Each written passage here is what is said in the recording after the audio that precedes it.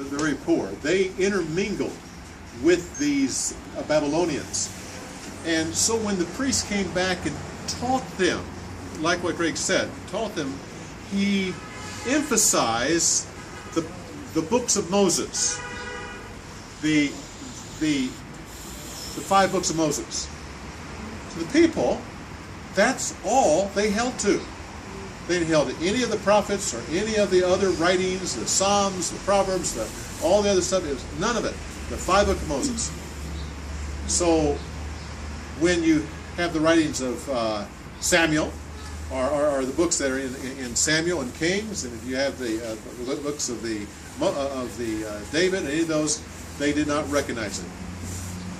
So if you just take the 5 books of Moses, think about what you have there. Come into the land and come to here, and put the law here where you're standing between these 2 mountains. This is the place. And so the Samaritans, as they were called, they held this is the place to worship God. That mountain right there. Because you have the mountain of curses, the mountain of blessings, and that's where the law was to be written. So that's where the temple is supposed to be. That's where God's supposed to be worshipped. They even held that this is where Abraham brought Isaac to be sacrificed. And they, of course, the Jews, well, they would have nothing to do with that. They were just Samaritans, half-breeds, Babylonians. Who really cares? But years went by, and Babylon came, and they conquered Judah, took them off the land, and as you know, they destroyed Jerusalem. And what did they destroy along with Jerusalem? Temple. The temple. Well, the Samaritans said, this is our chance. That false temple is now gone. Now we can build the real one right on this mountain.